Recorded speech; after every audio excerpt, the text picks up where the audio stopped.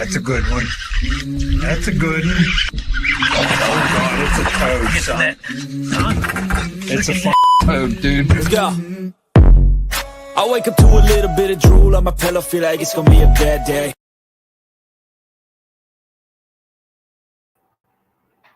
Say what? Just say it.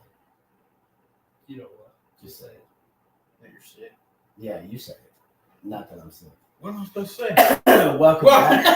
Welcome back to the Gas Buzz Fishing Friday Live. Coming to you from the studio with Sick Trey. Nick Kincaid has joined us once again. Ben is traveling back from Florida because he went there and blew a motor up again or something. I don't think he blew his motor, but he's having motor issues. Twice now he's gone to Florida, and twice now his trip has been cut short due to motor issues. So he's on his way back, I think, in the morning. But we're here, chilling, doing our thing. Chelsea says, I think next time he needs to just bring out the kayak. I'm serious, man. He's had horrible luck with Florida. And we'll get into that about Florida. It's a dangerous place, but he didn't really run into anything. So Nick has mention problems. My wife said hi to you. Hey, Specifically to Nick. Oh. She doesn't Hello, like you or Nick. whatever. Chelsea. Hey, just let you know, that bread was phenomenal. It was good. I did give one piece to my wife, and That's Only you one only piece. if you ration the bread to your wife. One just piece. one. He ate the whole entire loaf. Well, here. Apparently, everybody was trying to get bread at the show. So, Oh, what's up, Christine? Hey, real quick before we get into it, as always, check out those scrolling across the bottom. Support those, support us. We're not going to go into all of them tonight because we've got a lot to talk about. First of all, I'm going to get on my soapbox. Everybody is complaining about Scott Martin getting DQ'd. I understand. Scott Martin got DQ'd for violating a rule that is on the books. Whether you agree with the rule or not, that's what happened. Everybody is saying Bass needs to roll back the information rule. Everybody forgets that Bass released a new rule and rolled back the information rule about 4 months ago. And the Elite Series anglers lost their minds because they wanted more strict no information rules. What'd you say earlier, Trey? Be careful what you wish for. yeah. They got what they wanted. They rolled back the information rule to the no information, how it has been. A few things I think they made stricter because they added to the open, so the opens guys couldn't get information. And then come over to the elites haven't got that information. Our mic's You off. can't hear us? Can everybody hear us? Put something in the chat if you can hear it. Well, Chelsea put a box, so she had to hear me saying I'm getting my soapbox. Oh. I'm going to keep rolling. Yeah. So they put the information rule back to where it was. They strengthened it by adding the no information rule to the opens. So those guys coming over weren't able to get information on lakes that were going to be on the Elite Series event. Scott Martin is a victim of them wanting stricter no information rules. If you want stricter rules and you voice that, there's probably going to be stricter punishments to go along with the rules violation to that rule. So if your argument is take the rule away, they tried, and it didn't go. So that's all I'm going to say about that. We'll talk about it a little bit more. But first, I want to give Nick a chance to talk about – I just had to get it off my chest because I don't want to argue with people online, and I'm trying to be a better man. Nick wants to talk to you about SOBA, and we're going to talk to you about a couple other events that are coming up real quick. What's up, Mikey Nate? Oh, he must set his alarm. Nick, right? He's He said you got a bad echo. Who, me? Probably. Yes. Anyways, guys, so our tournament this year, Silver Tournament, Special Operations Bass English Tournament, is coming up November 7th. Lake Norman, Queens Landing, in Mooresville, North Carolina. This year, our flyer just came out today, so I'll shoot that out to you guys later on tonight or tomorrow. But our tournament this year is in honor of CPO Shannon Kent. I personally don't know a whole lot about her, but as soon as I do, I'll let you guys know more. You guys, I do. We'll take it over. Oh, I'll fix the mics. Thank you for letting us know. Hold on 1 second. I know exactly what it is. Stand by. Nope, that's not what it was. Hello. Testing. It's not on the default mic. Yeah, nothing. Hey, let us know if that's better. All right. Test. It should be better now. Just let us know if it's better now. I think something was it was going through the computer and not through the soundboard because we shut it off when we're watching funny videos. Thanks, Dad. Sound sucks. Yep, I know. We got it. Appreciate it. Yeah, that's what it was. Better. All right. Thank you, folks, for letting us know. So, anyway, like he was saying, Queen's Landing. Yeah, Queen's Landing, November 7th. It's going to be $80 per boat plus the $20 big fish. It's a 2-man team. 5 fish limit. Yeah, 5 fish limit. 14 inch. inches. If you want to fish by yourself solo, you can. If you want to just come out and support, you can. Mhm. It's going to be great. There is, again, this year, guaranteed $2,000 first place prize. Oh, wow. So, and we already have several of our supporters from last year already came back on, fished at Custom Rods, Cash and Rods, Deep Creek Lures, Biz Baits, Spro is sending some stuff. Lose, they're sending rod and reel combos again. And then, there's some more that are getting to me. There are some that I already know they kind of wait until that third to fourth quarter to send stuff. But yeah, we will have probably maybe tomorrow you'll be able to register. And we'll do that on the Facebook page again. I'll be boat one again, don't worry. Just go on no, there. about one. Actually, wait, hold on. Where was it at? Fuchs? No, nobody said anything. That never happened. That never happened. That comment got deleted. But yeah, that's awesome. Shannon Kent, Trey has a bit of a personal connection to the incident with Shannon Kent. Somebody that was there is a good friend of his and former teammate.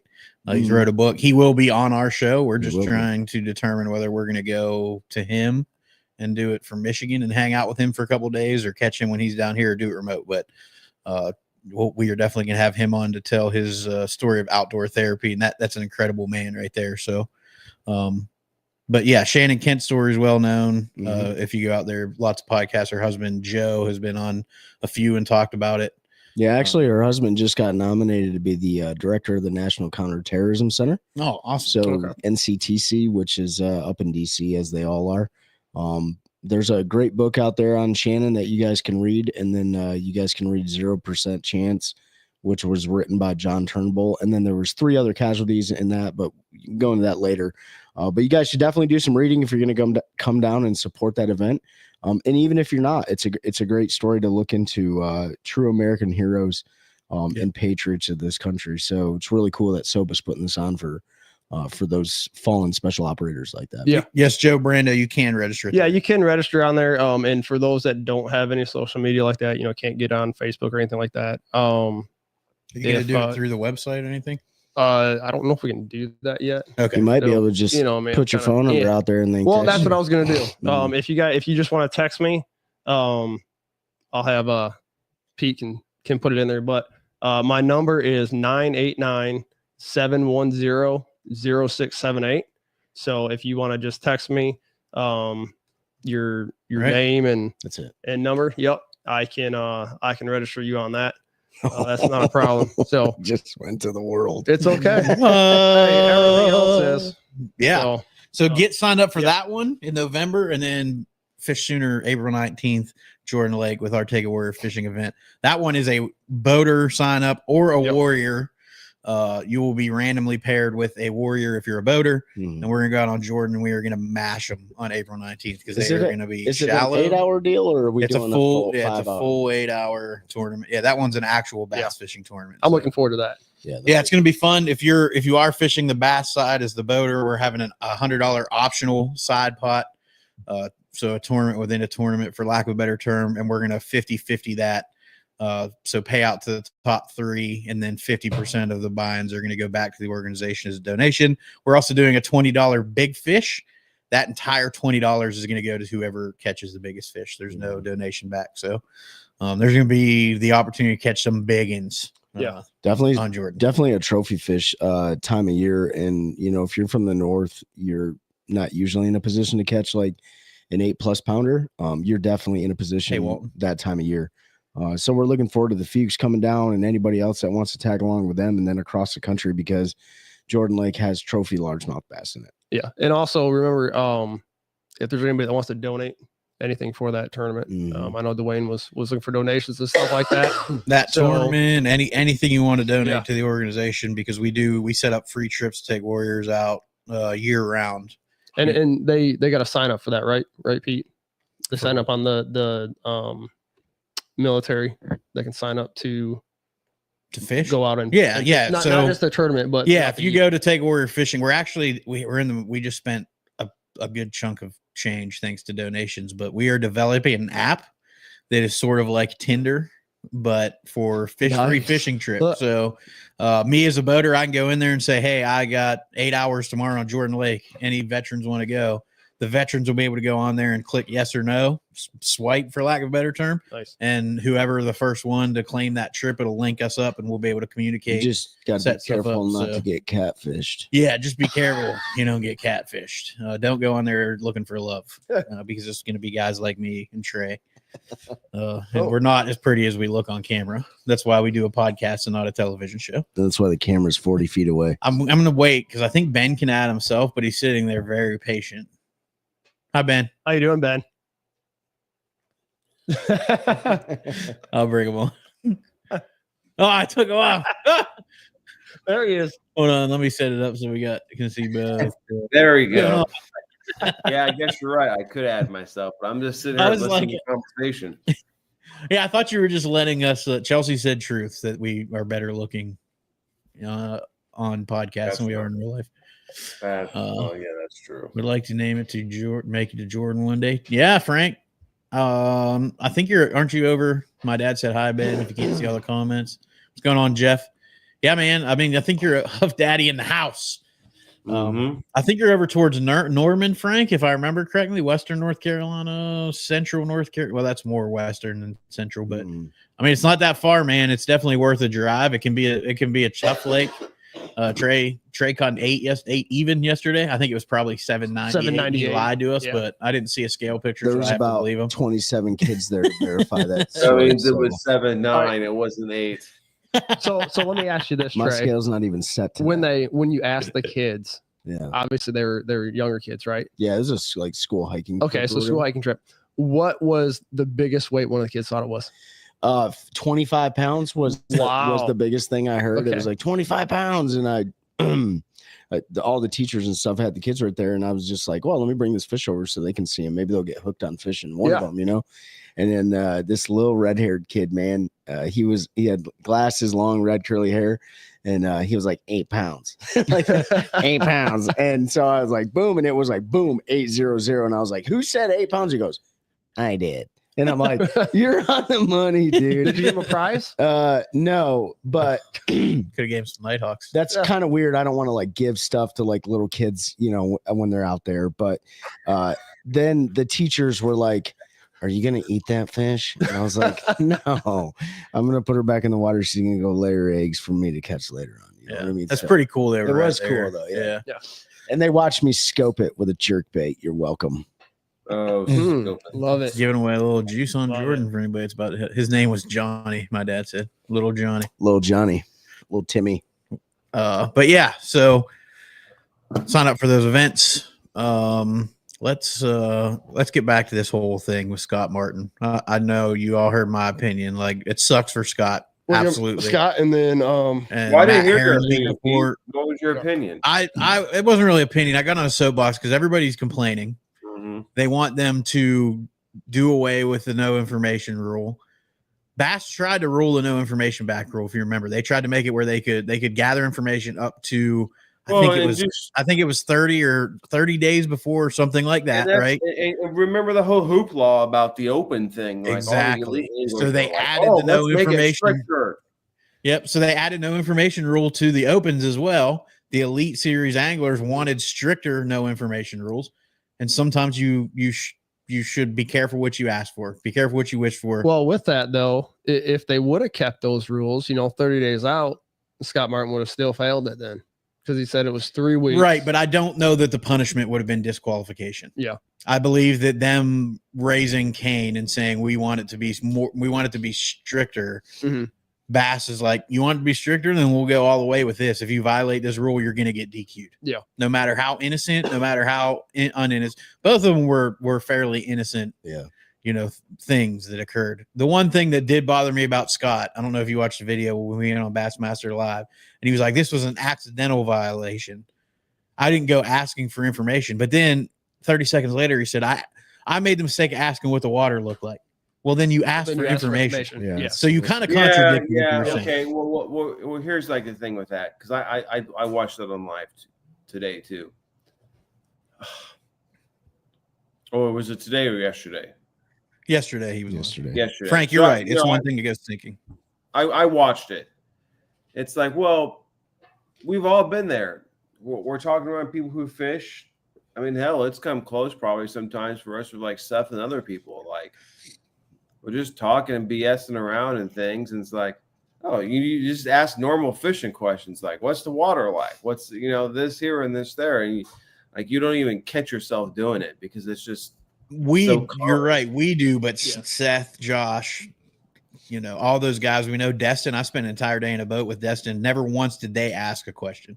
We've asked questions like, what do you think they're going to be doing when you're down there? Yeah.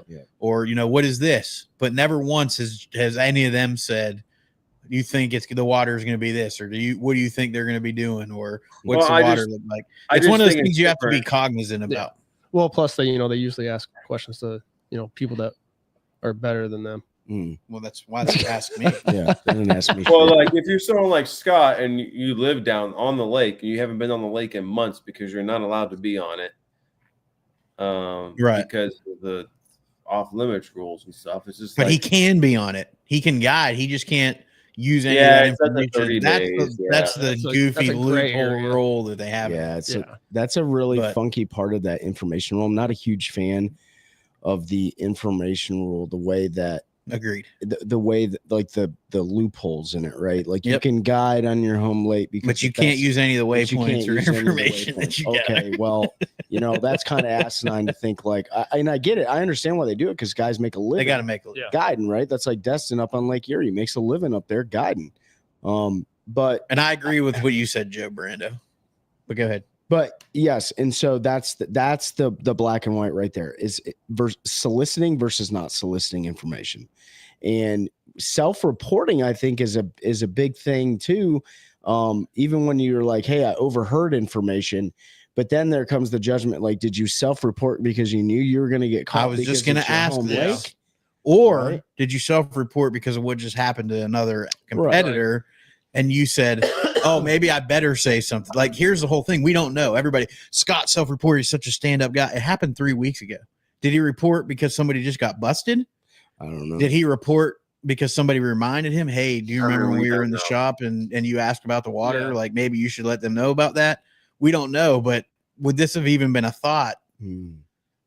So it's right. just you know all the old drug tests in the military. You know what the rule was. If you self-reported and went to ASAP or whatever, you were good. You'd be good. You were good for that test. So like if you knew a drug test was coming and you did stuff on the weekend, like people have run in there and like self-reported and be like, I think he did the right thing. Yeah. Well, and I think he was a victim.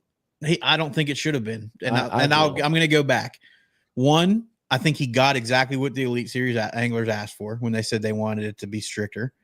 Two, I have no problem with it because I said 2 years ago when we started this podcast, if I had the keys to an organization, what would I do? And I said I would make the rules and the punishments for those rules black and white because there's too much room for interpretation or a lesser sentence. Because if Jacob Wheeler, I'm going to use BPT just because he's hot on. I'm going to use Scott. If Scott Martin does it or Timothy Doob does it, it wasn't always the same punishment because Scott Martin's got a lot of eyes. Yeah. Timothy Doob's only been in the league for a year.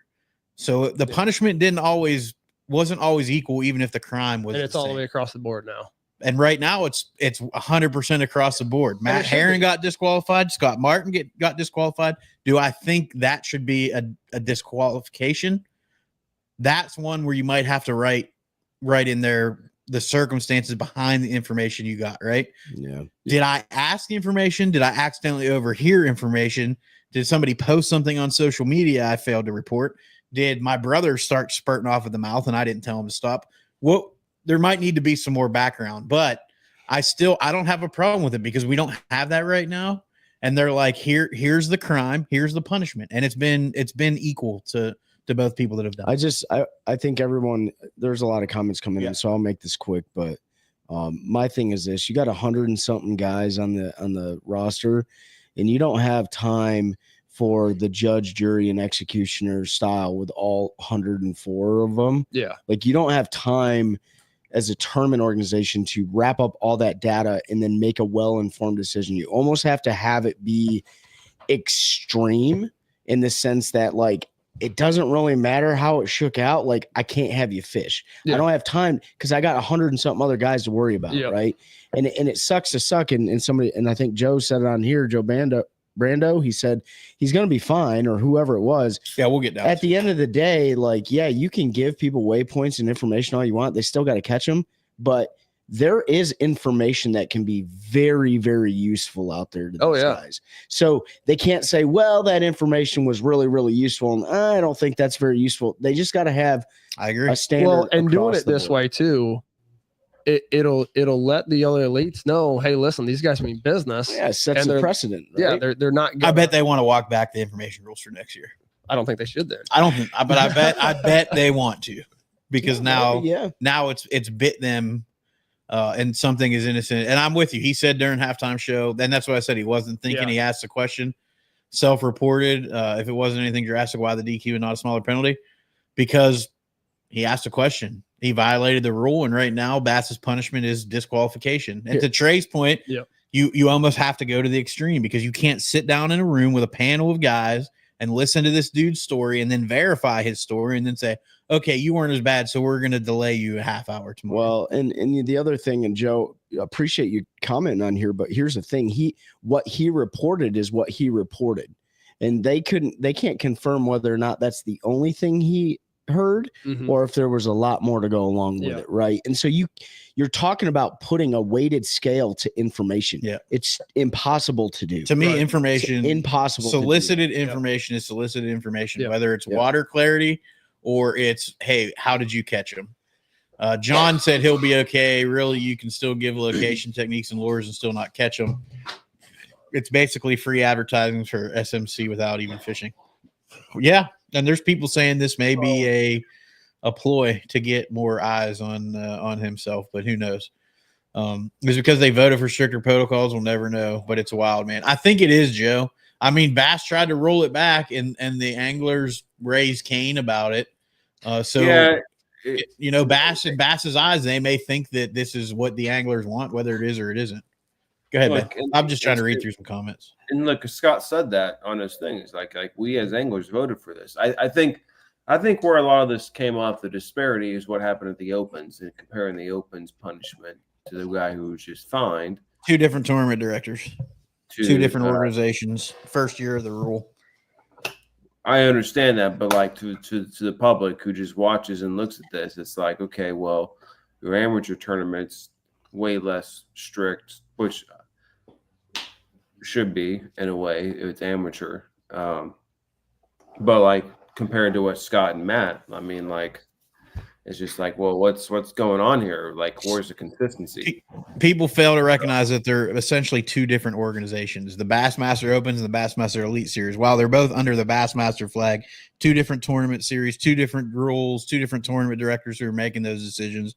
They never had a no information rule in the Opens before. The Opens anglers didn't all whine when they said we're gonna add this rule. I think a lot of this is Bass giving the Elite Series guys what they asked for. To me, I say it's vindictive, say what it is, but I feel a lot of it is, hey, we tried to make it better for y'all. You complained publicly and sort of made the organization not look great.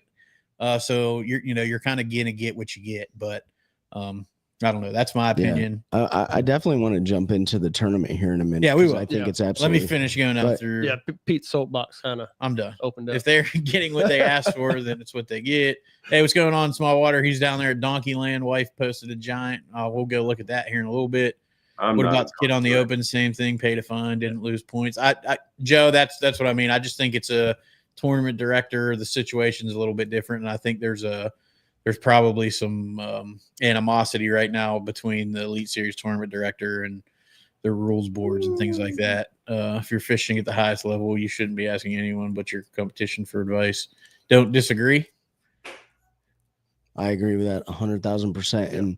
And I wanted to bring this up. Joe Brando brought that up. Todd Castledine put a video out there, and he said, he goes, if every angler can get information all the time, to me, they're not a professional, right? If everyone else is writing your playbook for you, Oh yeah. then are you really a professional? No, you're not. No. Right? Like, you're not going out there and breaking down the body of water and doing what needs to be done at the highest level to be the best competitor on the playing field. If someone's giving you the answers to the test, well, then C's get degrees. I get it, man. But at the end of the day, you're not a true blue professional. You're not putting in the work. Right. I agree with You're not doing the map study. You're not getting out there on the water. You're not, right. you're just showing up. Yeah. Being like, okay, here's a couple. Yeah, and you have a good opinion. Bass should be the same. Bass is bass. I agree. But if they're going to do that, it's got to go all the way down to the club level. You can't even have information. If bass is going to be bass, they need to adopt organization-wide rules that impact every single tournament series that fishes underneath that organization. Otherwise, you're always going to have room for discrepancies between them.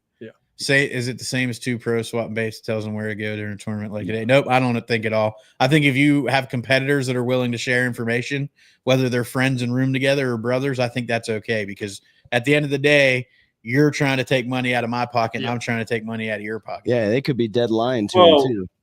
And look at the tournament going on right now in Okeechobee. Look at those 4 guys sharing the exact same spot in the canal. Oh yeah.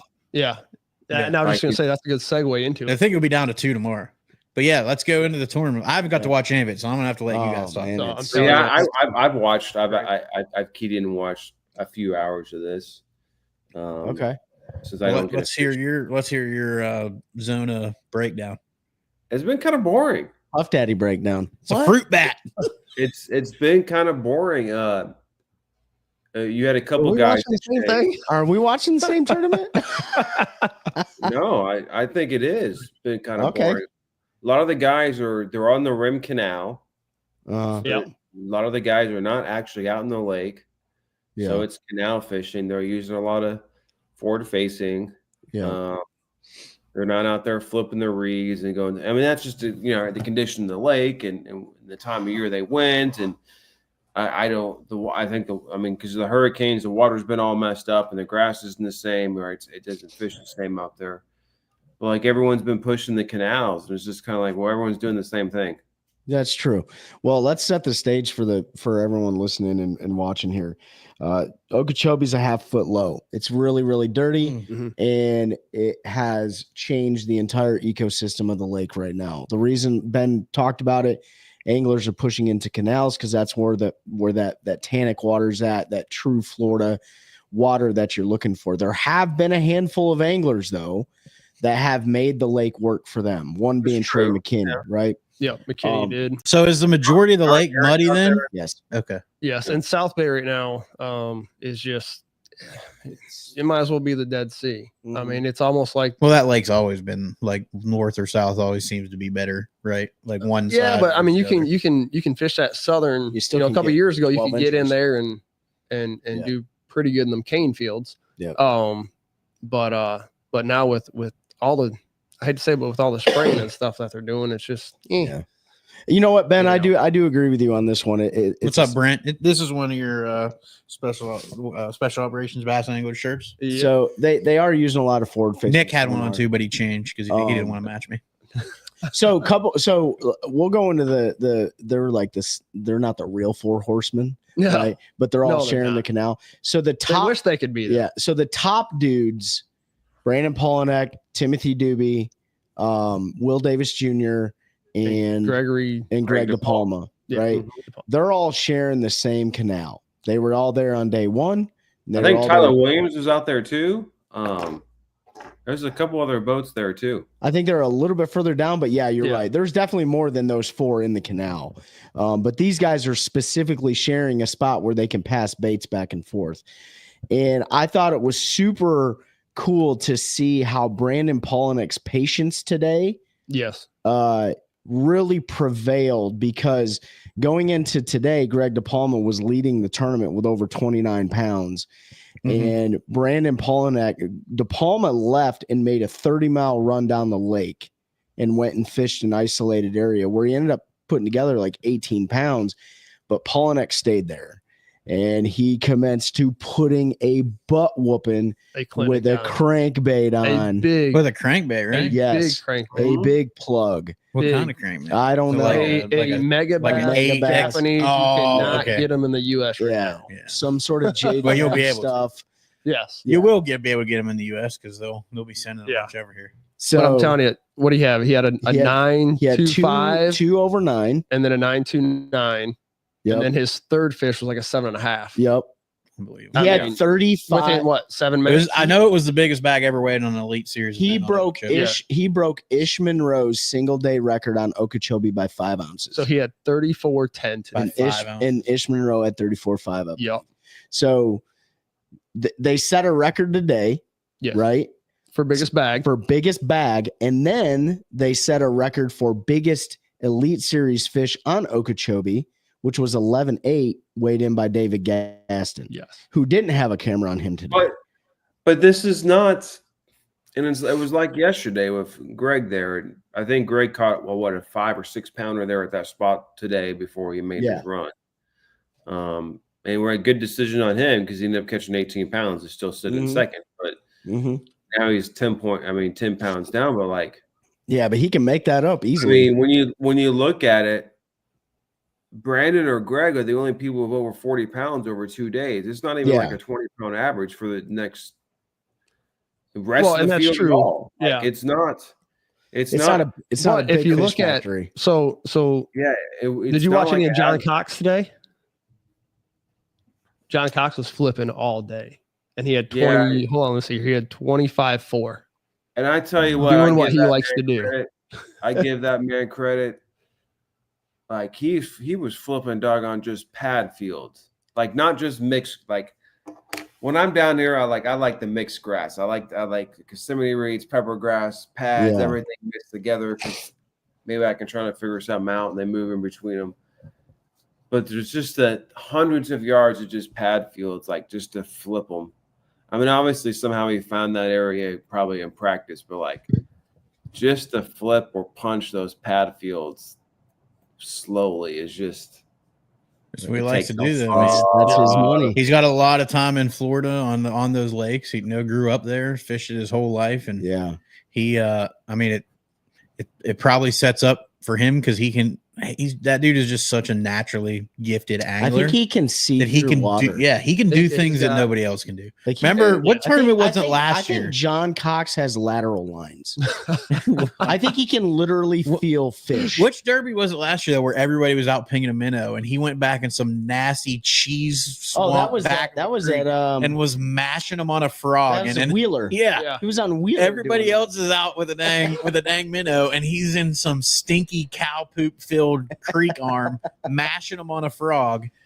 Nobody else can do I'm sorry, he's the one guy that consistently can go out and do that. Cliff Prince got his first dub on that one. He did it with a chatterbait. Yep. And I'll tell you what, John Cox gave big props to his new Vexus boat. So being able to get back to weigh in as fast as he did, he said he was allowed to fish longer and get some key bites in that last couple minutes. I don't remember which one. I think he's running the 2180C, which is a wider boat. I think it's even wider. Right? Yeah. Which makes sense. I mean, he was in a Crestliner for years. So if he didn't have that wide a boat, he might walk off it. John Cox made me want to buy a new boat today because of what he said. He goes, I can fish until the last minute. Yeah. And that is a big deal. Especially in multi-day derbies. Yeah. Right? That's a real big deal. So, I mean, we had it happen to us last year, like last minute clutch catch, right? Being able to fish the last minute. Now we're only going 50 something. He's probably going to high 60s maybe. Yeah. I think they reported that new 2180C because they can put a 250 on it. They made it a little bit wider. I think that one was running low 70s if you were running with a fairly light load. And knowing Cox down there, he's probably got a pretty light load. He's probably got a frog rod and a flipping rod, and that's about it. And a push pole. And a push pole. Yeah. I tell you what, that's what I thought. I didn't have a push pole, and I was gonna need one. I bet you would. You could have got back to the ramp faster when your motor took a crack. I'll tell you another angler who's doing something pretty cool down there. Austin Felix. No, Stetson Blaylock. Yes, Stetson Blaylock. He found him pretty good today. He found a stretch, and he's throwing that booyah frog out there and absolutely whooping on it between a spinnerbait and a frog. Yeah, he's just commencing. And granted, there's nothing big, right? But he's catching a bunch of. I thought it was pretty cool because he would kept, he threw out there and be like, oh, hold on, they're getting ready to school. They're getting ready to school, and he caught that one on a spinnerbait earlier today. And while he's taking it off, you can literally see the water start the, they're not like blasting, but they're you can right just see it. Yeah.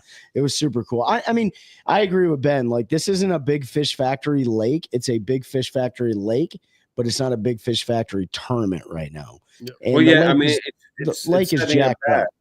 I mean, think about it last year. I mean, Scott on the Open just crushed it. And it was the last year, too, that they had 10 on that one weekend. They had like 10 or 12 boats with over 30 pounds. Yeah. Because if you had 30 pounds, you didn't make the top 10. Right. What was that? A Toyota or no? That was like some local. Yeah. Oh, that's right. Because Scott and his daughter fished that one, had 30 some pounds, and didn't catch a check. Didn't catch a check. Yeah. And so I mean, it was fish. It fished small last year too, right? With the grass and all.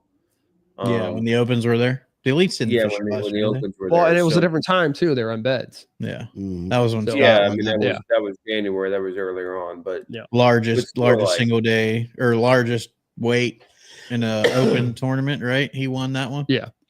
So what are we thinking? We thinking it's just a 2-man shootout right now? No. I mean, obviously it's just day 2. No, we've had 30-pound bags every day by different people. I mean, you're that lake is full of so many big fish. And the cool thing about where Brandon is fishing too is if you look up, there is a canal that flows into it and is causing the current is right there, and that's what they're looking for. Because if you listened earlier today, why it was live, they were, I won't say complaining, but they were upset that the wind was blowing as much as it was. Yeah, because I think it was kind of blowing the opposite way and not allowing that full current to be going through there to start that bite. The problem is that spot, because Greg left it today and managed to put a good bag in after he left. Like, is that going to hold up for another 2 days? I think if it's just the 2 of them going in there, they could. With all of them in there and De Palma leaving because he didn't catch a fish. Well, we already know Will Davis Jr. Will Davis Jr. is not going in there. Was it Browning or Gaston was the other one in there that said, Doob said, if I get an invite, I'll go back. Yeah. So you may only have 2 guys in there tomorrow. And that's if De Palma decides to go back there. So are we going to have a KVD moment to where if somebody new tries to go in there, one of them says you're not part of this family? There will be a controversy. There'll be 100%. A conflict if somebody tried to roll in there. Do you think anybody would try to go in there? Anybody that currently fishes the elites that's in the top 50? Let me see who's in there. Oh, yeah. I do. Oh, yeah. Because sharking is a big problem no matter where you're fishing. It doesn't matter which level. Yeah, but there's people that are well known to do it too. And that's what I was looking to see if any of them were on there. Yeah. None of them are in the top 50. So. Well, I think so.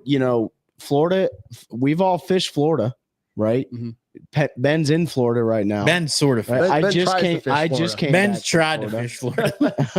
I have fished Florida, just not. I mean, if you know anything about Florida, and it's kind of like this anywhere, really. I mean, but specifically Florida, you can go out and cast and catch 8 pounds worth of bass, and go through the same stretch the next day and catch 25 pounds worth of bass. Yeah. Right. And that's especially if it starts warming up every I mean, if you look at a temperature drop, he's got a 10-pound lead right now, right? But that ain't nothing though. That's nothing. Yeah, that was one of his. Palma had 29 yesterday and only 18 today. Will Davis had 26 day one, had 13 today. Bo Browning had 13 day one, dropped 25 today. So anybody can make that 10 pounds up. Paulina could go out and catch 9 pounds tomorrow. Yeah. The problem is, look at Matty Wan had 2 70-pounders, 2 7-pounders yesterday. 2 70-pounders. And he had 3 fish for like 7 pounds today? Like those 3 fish got him into day 3. Yep. which I was shocked. Sorry, man. What- I wasn't trying to what did cut you the off. top- I would forget what I was saying. What was 50th place? They had 23-6. 23-6. Yeah. Those I are just low think- weights, man. Ooh. The big bags are not. Yeah, I mean anyone can kind of like luck into them if you want to say that. Like you get in the right time, right spot, catch those big girls. But like, it's not one of those tournaments where 5, 6, 7 pounders are like coming on like all the time for the folks. I mean, when the cutoff at Okeechobee is 26 pounds. I mean, like There's been multiple 13 7. pounds There's a been day. multiple over 7s caught every day by one angler, though. So Yeah. you can say that, but it only takes one guy catching 2 of those fish to completely yeah, change. I where the mean, field is it at. keeps the hope alive. But like when you just look at the actual average weights of like what most guys are catching, Mike, like it is not very good. No, it's Mikey, they're not eating a buzzbait right now. The lake is definitely jacked up. Well, you know what? If no one's throwing it, nobody knows. Somebody tried to throw a buzzbait. Somebody tried. There ain't no way nobody picked up a buzzbait. I mean, you would think I'll tell you you would what. think they would eat a buzzbait because like a lot of them Yeah. are post spawn. Like you would Joe- think. Mikey force feeds them. Joe, so Dad, Matty had 3 for 8 pounds. He still got in. He was like mid 40s with that because of the bag yesterday. But Joe said the spillway is behind him, so there's bait all in that area. Good chance that's where it'll be one, unless they pull up and bite better in the shallows as the week run progresses. There you have it. Which if they do, they better watch out for John Cox. Yeah, if they pull up and start biting on that flipping bite, Mhm. Dude, it's gonna be on. I mean, even Jason Christie did good today. Yeah. So Oh yeah, he did really good. yeah. but I see what you're saying, Ben. It's just when you have one guy each day that sort of finds a couple of those big fish. It is luck, but at the same time, the probability is pretty high that somebody's going to do it tomorrow, right? Like there's a good chance somebody goes and runs into 2 Yeah, 7-pounders. And I guess that makes the point. Like Brandon has got a 10-pound lead, but like he's been the most consistent. But like a That's one 23 and fish. 34-pound bag is. But now pretty- he knows what they look like. Yeah, hit the Now spot we- like Scott did now- last year. Yeah, And I Yeah. I don't know if that spot's going to hold up over. I don't either. I don't know enough about the lake and those canals, and with the spillway being there, they probably have a little bit of current all the time. If Yeah. the wind doesn't blow, I'm sure there's always bait in that area. I guess to Ben's point, does it reload? And Yeah. Polly is probably one of the most consistent anglers of our generation. Well, and you gotta That was good. give props to him today. Yeah. With what he did. Stuck He it out. gave 2 competitors The same bait. the same bait he was throwing. Oh, I didn't know. I mean, Yeah. I didn't get to watch it. Yeah, so he He gave literally gave it to he him. gave it to to him. him. So he gave Will Davis That's a Jr. good. one. He's a good dude. And I've then- never heard anything bad about. And that. then Doobie came in there because he was already fishing in there day 1 too. He came in there today, and he's like, "Do you have another one of those?" And Pollard's like, "You know what? I do." He goes, "I gave Will one, so I'm not gonna."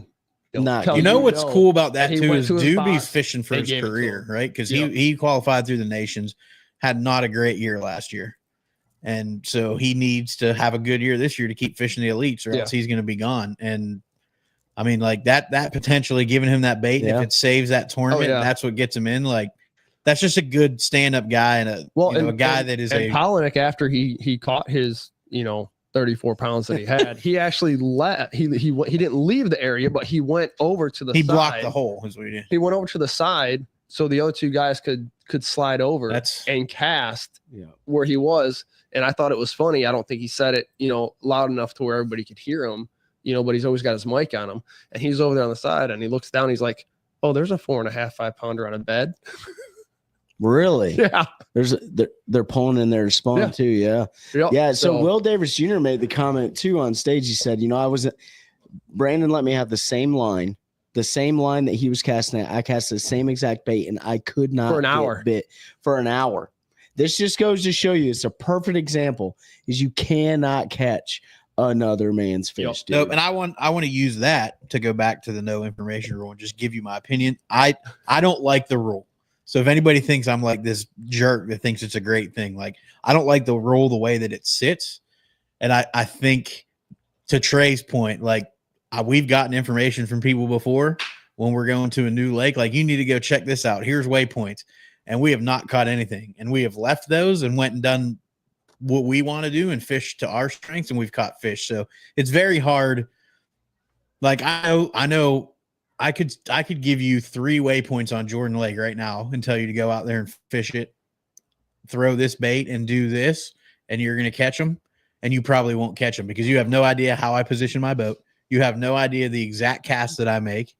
It's very much, some of those areas are very dependent on lines. I think Corbishley, the first time we had him on the show, talked about it. Like the reason I can be so good on falls is because I can pull up to a rock pile and I know how to position my boat to catch a 7. You can pull up to the same rock pile. You don't position your boat right, and you're only going to catch a 3. Yeah. And that is, he can give you that point. It doesn't mean you're going to go catch that fish. A pro. Because knowing the angles and how you need to attack that.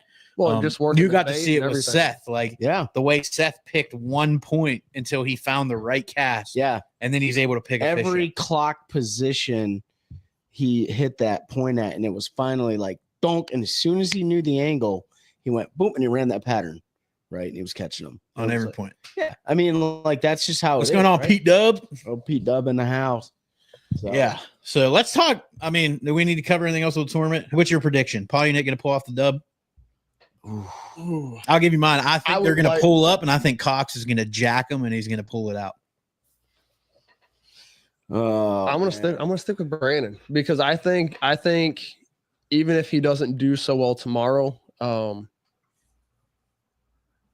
think he'll be knowledgeable enough to know when it's time to go. And everybody listen, let us know who you think's gonna win. True. I don't think he'll stay there. I think he'll listen to his gut.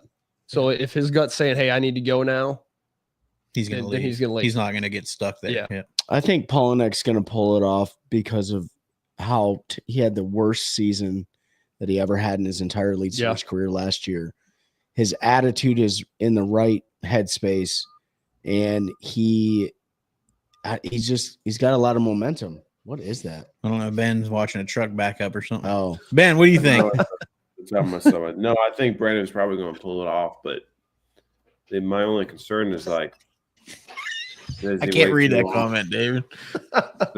Does he wait too long to pull it from there if it stops producing? Like today, I mean, Greg left. I mean, like, and he went and got a decent bag some other place. Did Greg watch him catch the 2 9-pounders? Did he leave? No, he left before okay. that. Yeah, I think he hit it out before that, but he was there. I think at least half the day. Yeah, and so Brandon just stayed patient today. But what happens if you stay patient tomorrow and they just don't bite? Yeah, you could fall flat on your face. He doesn't have a big enough lead to where if somebody else doesn't catch him, but he doesn't need to catch 30. I also think he does have a big enough lead to keep himself in the top 10 if he stumbles a little bit tomorrow. I think he probably needs to have 23 to 25 pounds tomorrow. Yeah. You think he can catch? He needs 25 to stay in first, or he's going to catch 25? No, I think if he catches 23 to 25 pounds, he'll stay in first tomorrow. Cox is going to go flip up 38. No, if he catches 18 to 20, he's probably still going to be fine, in my opinion. You think he's still going to be in first? Yeah. With a 10-pound lead over second? Yeah, I mean, 18 to 20 pounds. So unless somebody catches like 38. Yeah, they got to catch 38. Which Cox is going to do. So good. 100%. De Palma already said that he's staying there all day tomorrow. Oh, yeah, he did. Well, I mean, I think he showed that you need to do that. He may stay there all day, but he's not throwing the same thing that Brandon. And Brandon's not giving it to him. Yeah, but the first day, Greg is the one. But he ain't giving him that one. First day, Greg dropped almost 30 pounds. Yeah, he did. So like, it's not like he dropped. I thought he did drop 30. And he had he had 29. 29. He was a little heavy on his back. Brandon, Pollock had the biggest bag he's ever weighed in his career. It's he said it's only the second time he's ever weighed more than 30 pounds. That's what was the other one at Santee? Probably. I would guess. I mean, there's only so many places you can do that at in the country, right? So you can at Jordan. Do you guys want to talk about Santee? Yeah. Next week, NPFL? No, because we're live, and if we say anything, what are you talking about? It's public information. They're gonna go down there and catch them on a white chatterbait. All right, yeah, I'll talk about Santee. Yeah, let's talk about it a little bit. Let's go. Ben, what you know about it? What you know about Santee? Big gators. I know that. You're not Gators, yourself in the wind picks up. It could be bad. I don't know. What's the weather? I mean, the weather's been nice down here. What's it been like up there? We got a massive cold front about to hit Sunday. It's going to go to 26 degrees. I don't think they're on tomorrow beds night. yet. Not going to get out of the 50. I don't think they're on beds either. So like it's Michael very delayed. Schwerin. When they do go on beds, What do you mean? What bait? What bait for what? Just let us know, and I'll. hey, so when we find out they're on beds, let's make a day of it. Okay. Or a 2-day. On Santee. Yeah. Dude, our No, I agree. Trey and I don't have the time. You do have the time. Trey Oh, does. no. I During don't. the Nick, week. I'll cut. Just hit me up. Well, I'll write down with Nick. We don't. We got like I mean, it's once March 15 hits, man, it's on like Donkey Kong. We got But, one weekend off for 6 weeks because of the national championship. We literally have a tournament every weekend. pros. No, not No, pros. I'm not. I can tell you, I am not. I did like that comment that I seen. I don't remember what post it was, but somebody asked Trey if he was going to fish, MPFL next year. Oh yeah. It was Pete Dub, I think. Was it? Okay. I can't remember. Whack-a-mole River. There's I'm not bass that on beds, good, bro. making beds. No. Oh, there you go. Whack-a-mole River. There you I don't go. know where that's at. Is that in South Carolina?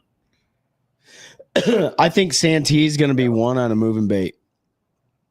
I think it's gonna right be, now because it's next weekend. So right now I'm going to I'm going to guess the grass. Someone's going to find Whack-a-mole is around Myrtle. in that eel grass or hydrilla, whatever they got out there. Yeah. I If think they're on beds in the Whack-a-mole River that's in Myrtle Beach, though, they could be on beds in the Santee. they might be. You just don't know. But I still think it's going to be one pre-spawn pattern. Mhm. I think it's going to be one either in the grass or wherever they're pulling up to. I mean, It's look, going to be one on a fluke. you think it's going to be one on a fluke? Do you? It's crazy that they're on beds in the What kind of Whack-a-mole. fluke? 6-inch fluke. Southeast North Just like- Carolina. Running through the grass. Just like weedless style? Yeah. Just twitching it? Just twitching it through there. So Nick calls it one on a super fluke.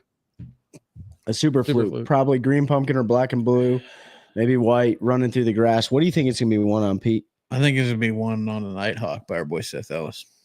Ooh, that's a good one. Hematoma. I think he's going to Hematoma I think color. he's going to find a little flipping deal going on, and he's going to go out there and schwack them. I did tell him after that tournament there last weekend when that guy had 4 7s in his bag, if he didn't have at least one bag with 5 7s, don't even come back to North Don't Carolina. even come. Well, I told him keep himself in South Carolina. He's disowned from the Did state. you guys all see that? There was a BFL with 35 pounds, man. He had 4 7-pounders. Ridiculous. That's crazy. 35 whatever. Yeah. 06. No, I Have mean, you ever weighed in a 30-pound bag? I've never weighed in. No, I've never No. weighed in anything. No, more than I've only 22. caught a 30-pound bag one time in a non-tournament. The- the I only- caught it with my dad, who's on. The only We thing caught it on the close- Roanoke River in about 17 minutes on a frog. Oh, The first fish I caught was a 745, No. and then we were just whacking them. We didn't even weigh in a 20-pound bag last year. Dude, our biggest bag last year was 16, 17 pounds. 16 and some change Yeah. on Jordan. So, Mikey Nadu's calling it a buzz bait there. It could be. I'm not saying Seth's not gonna win. I hope that's what happens. I don't think it's gonna be a flipping deal. I'm with Trey. I think it's gonna be a chatterbait, buzzbait type of deal around those Or a cypress lipless. trees on those flats. Those fish are gonna start moving up. lipless. The eelgrass could play. I don't know. That was a stupid day. That was one of the best days fishing I've ever had in my life, other than the 98 smallmouth day, and none of them were under 3 pounds on Erie, and we quit before 100 because Or the 500 Because striper your day. arms were jelly. oh, I've had probably the top 3 fishing Yep. days of my life, and it's not in order. The striper day on Murray with Trey, where we Yep. literally caught them on every cast for 3.5 hours. It was ridiculous. That frog fishing day with my old man on the Roanoke, and my old man and I had a day on Erie where we caught 98 smallmouth, and not one of them was under 3 pounds. And we quit fishing at 98, and it's 100% 98 because we carry a baseball counter, like a strike counter, pitch count. Mhm. And we quit because neither one of us had the strength to even set the hook and reel another fish in. Yeah. You think like, oh, I could keep. You No, would you be can't. when you catch that many. Yeah, you're warm. You're literally like, I'm done. And I don't it's even not- want to catch another one today. I just want to go lay down and drink 17 beers. Yeah, and it's not like catching largemouth. No. Mhm. I say it all the time. You actually Totally have to fight different. 'em. Yeah, That's- I mean, there's And there's also a difference, and people here are gonna get mad between a lake, North Carolina lake or river smallmouth, and a Great Lakes. Oh, yeah. Big difference. big difference. Oh, I don't doubt what you're saying, Joe. I believe they're on beds. It's just crazy to me because like you just come a little bit north to the Albemarle Sound and the rivers dump into there, and the Roanoke just hit 50 degrees today. and you go a couple hours south and they're on beds already. So it just goes to show how different a little bit of distance can make. But For sure. Ben, I don't think I heard what you said because people were messaging me about being guests on the show and stuff. So What do you think is what do you think is going to take it on Santee, or what? How's it going to get won? Well, I think it's going to be probably one in the grass, that eel grass out there, or hydrilla, whatever's actually out there. So that lends itself to a chatterbait, a rattle trap, jerk bait type of bite, maybe speed worm type of deal. That's what I'm going to guess is going to happen, because it's not been warm enough for them to really be a great. I mean, there'll be a couple on beds here and there, but it's not going to be like a bed fishing tournament. Yeah. I think it's one of those things that if someone comes across a bed like in that shallow water canal, or maybe in cypress trees, and it's just okay, they happen to come across one. But I don't think a lot of guys are going to be purposely going out there with their Hobies on, searching, with their trolling motor on high. We do say that, but There's a couple that if they're on beds in the Waccamaw River, there's a good chance that they are starting on the beds in South. I don't know what the temperature of the water and all that is, but I mean, it is possible. I guess we'll have to see how the first day of practice goes. We'll see, obviously, social media posts. I'm definitely going to hit all of our friends that fish it and just be like, hey man, what's it looking like? Yeah. Just for info.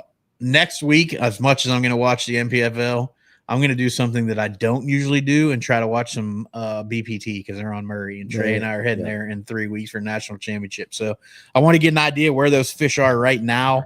Yep. That'll give us a better. And look, BPT's coverage is way better than Bassmaster right now. It is. They all suck. That's what everyone's. Hey, MPFLs, they got a challenge cut out for them this year. I will say, and you all know that I don't see how it goes. I don't criticize Bass a whole lot, because I think they do things the right way a lot of times. That halftime show is the dumbest thing I've ever watched in my life. What a gigantic waste of a period of fishing. And Mercer's funny. I don't know who that dude that's with him on there now, Ronnie Moore. Kyle Jesse or whatever his name is. Who's he? Is he just a bass guy? Don't. Yeah, he's a bass guy. Yeah, if Trey keeps catching 8-pounders, I'm going to be the guest on your podcast. That's my old man. Hey, I'll call you back. I've been sick as a dog, so I've been trying to rest. Hey, so speaking of your dad, no, we didn't tell him yet, so don't break. I was talking to Mikey Nadu earlier today. Later today, you were talking to? I will talk to him. I will talk to him later tonight too. He just I love you, Mikey. Like future past. He did talk future past and present. Like it. So I told him he needs to have his dad come down and fish our tournament. Yeah, and then you can have a father-son. My daddy can beat up your daddy. You guys can have a father-son competition against each other. We could. But your dad will throw you out of the boat, right? Yeah. I haven't told my dad the news for this year, so he's going to have a new partner, but he does have a partner. Oh, that's jacked up. You agreed to it. You were the one that gave me the idea. He's throwing. No, I'm just playing. But yeah, Mikey, get your dad to come down and fish. Mikey Nadu, I need you to sign up for the April 19th February fishing tournament on Jordan. I gotta sign up too, Pete. Yeah, I need you to. I've got warriors that we need some more boaters. So if you have a boat and you're able to, please sign up. Pete, put me down as long as I get my boat fixed. David, try to convince Ed to come down here if he's in a position to do so. Yeah, as I can get warriors. It's hard to get boaters, and I know it's. Did you see Mikey's comment? Yeah, I know you got to talk your way. Tell her it's for the boys. It's for the poops. I know it's tough because it is the day before Easter, but it was the best day we could get to do this tournament, and we do majority pool locally, so it's not to put off any of our out of town guests. We're trying to find the sweet spot, right? Like, this is the third year of the Warrior Spring Clash. But it's really the first. But it's the first year on Jordan. It's the first year that I've taken a bigger role. We're going to. Oh, so it's because of. We're probably gonna try a different lake every year just to keep it from getting stagnant. Yeah. Not that like you guys get stagnant on Norman, but like rotate between. Since we try to do it in the spring because you do yours in the fall, we don't not that it's a competition because it's all for the troops, right? Like it's about getting Yep. warriors funding and getting them out on the water. But there's no sense in us both having a November tournament because there are limited numbers of boaters and people that can Yeah. fish it. So, And then only there's so a many thing- places are good. and in only so many November. places are good in November, right? Like Yeah. you pick Norman, we would have to be go to Gaston. Norman or Gaston or Gaston's pretty good. Gaston. one of those Gaston's lakes. really So But then your problem with Gaston is, where's everybody gonna stay? That's true. that's it. Like we thought about doing Harris again, but I wanted to kind of get away from it just because even though Harris in the spring is super fun, we don't have the slot limit now. I want to make this bigger, and we've already got more boats than we had last year signed up if nobody backs Harris out. is Now just we know a awesome. few people are going to back out because it's inevitable, but if I can get more folks to sign up, we can get more veterans on the water. Again, that's what our charity is all about. And then there's a thing on Friday night before that, correct? Yeah, we have a social the night before on Friday at a local brewery where we have a food truck come in, eat some food, drink some beers. All of us are going to hang out. I'll be at Paul Stevens Club on Thursday. We're going to talk to all of them about the Warrior, Take Warrior fishing. So if you're local in North Carolina and you want us to come out and talk to your club about what we do, shoot me an email, pete@warriorfishing.org. Or you can DM me on socials, whatever. I'd be more than happy to come out to any club that's within, an hour of Broadway, North Carolina, Sanford. Just say Sanford. If you have a weeknight meeting and you want me to come out and talk to your club members about signing up, because like I said, I can get warriors. We can call boss, which is better opportunities for single soldiers, and they'll bring us as many as we want them to bring. Those kids will sign up to come hang out and go fishing. And you don't have to be a tournament fisherman either. No, I mean Trey never fished tournament in his life when he Yeah. fished his first Warriors on the water, and look at us now. He's a pro. He carries me through a Fishers of Men season, basically in his backpack, which is impressive. Pinging him in He basically rucked every tournament. I just sat back there with a net. Get the net. Almost falling out of the boat. We almost died 92 times. It happens. Okay, I need to move. Things sound better there than here. They're pretty good, man. I'll tell you what, I miss Pennsylvania because of my family being there.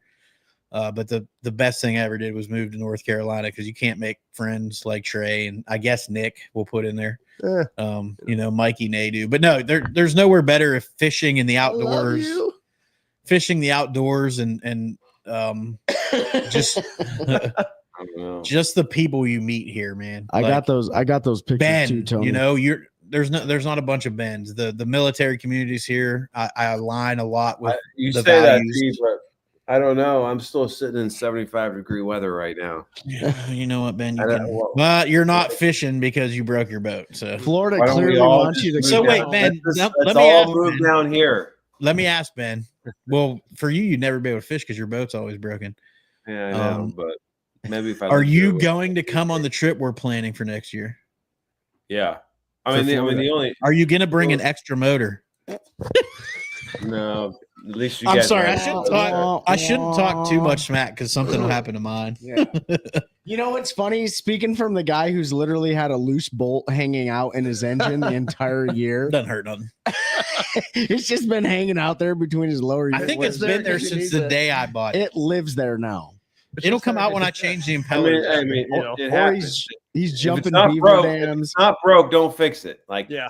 Bingo was his that's name. kind of the deal. Like, well, Yeah. okay, I like well, that. I posted that video of us going over the beaver dam, and everybody was like, Don't "Don't buy buy Pete's Pete's boat." boat. Check.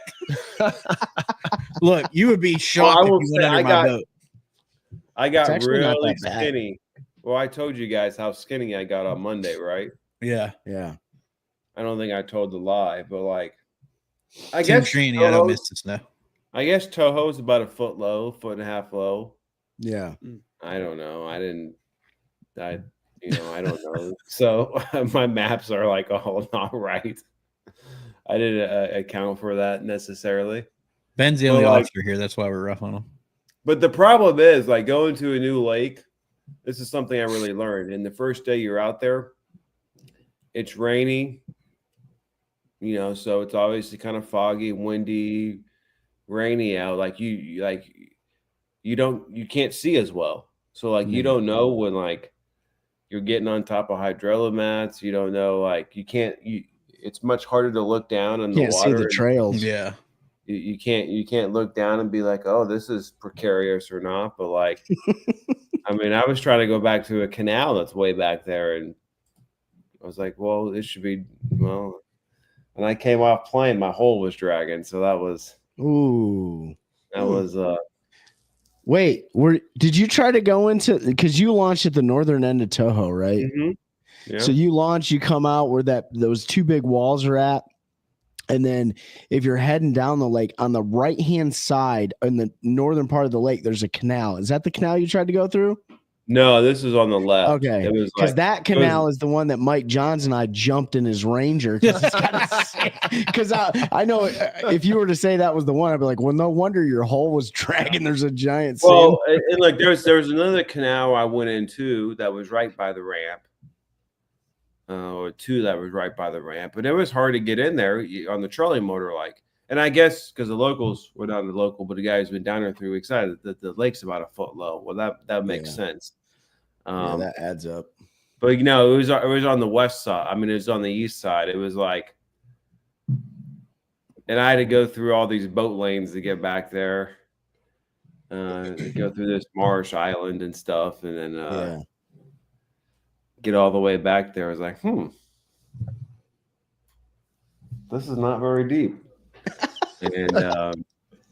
And so like I had to back out of there, and I had my jack plate all the way up, my trim all the way up, just like power pushing my hole through there for about 50 to 100 yards I got deep enough to get back on plane. But that was a bit precarious. Yeah.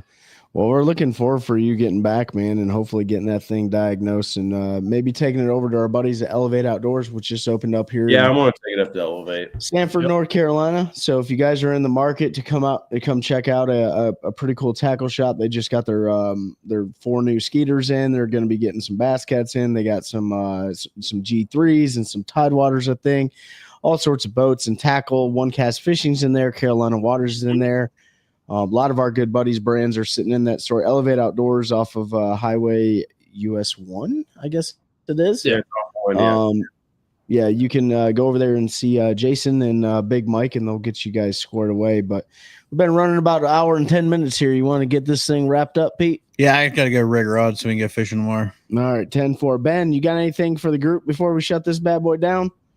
No, we're good to go. All right, dude. Hey, drive safe tomorrow. Nick, you got any closing comments? No, good to go. All Glad right. being here. All right. Well, we appreciate everyone hanging out with us on this Friday afternoon and helping us continue to build a culture of anglers helping anglers, one cast at a time. That's a good one. That's a good one. Oh, God, it's a toad, son. It's a toad, dude. Let's go. I wake up to a little bit of drool on my pillow, feel like it's gonna be a bad day.